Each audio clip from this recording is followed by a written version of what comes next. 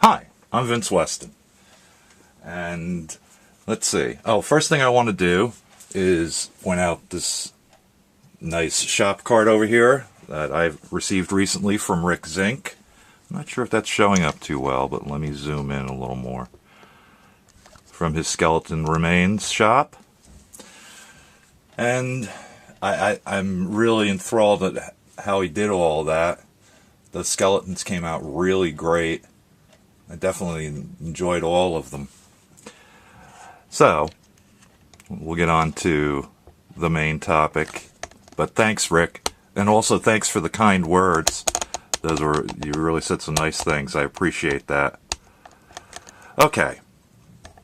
What we're here looking at is what little progress I've actually made on the Stinson. Oops, I better back that off a little. Okay.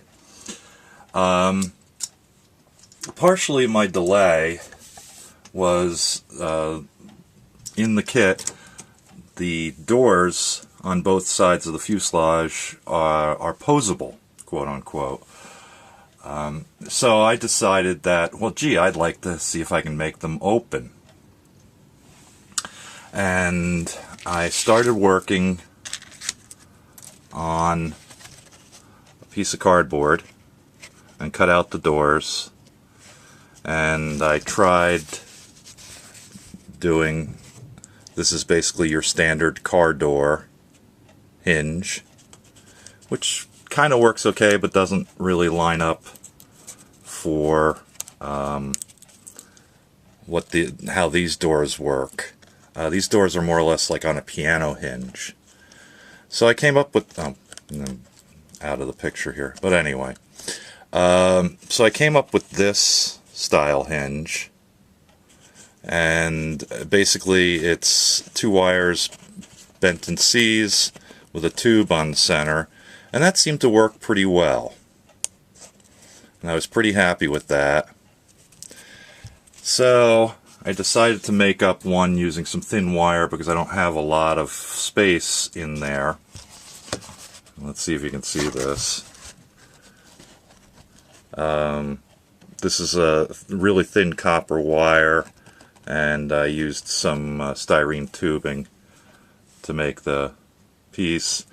It just wasn't strong enough, so I kind of gave up on that, and I got myself some heavier gauge wire, which of course is silver in color, and made my hinge from that. Well, I was having all sorts of difficulties in getting it staying in the fuselage, so I've given up on that. But what I did do, well, I guess I should peel off the tape so I can prove this actually works, was use my fingers out of the way so I got some light on it, a paper hinge, which is right over here.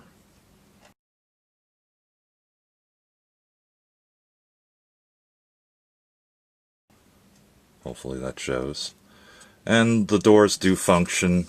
They're a little sticky at the moment because I just painted this a little while ago. But I can open the doors and position them. Majorly what I wanted to be able to have them closed, so when I paint the outside of the fuselage, you know, I don't have this big gap of where the door goes. So I got that far, and I've also completed the interior. Pretty much these are colors that I've found in reference material that was similar to this, the white aircraft, and if my big fat thumbs can, the fuselage sits like that, or the seat interior sits like that.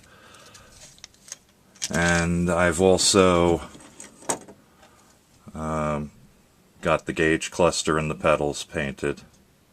So I'm kind of on, and also the steering for it. So majorly I've got the interior done. The other thing I've done was I put together the engine and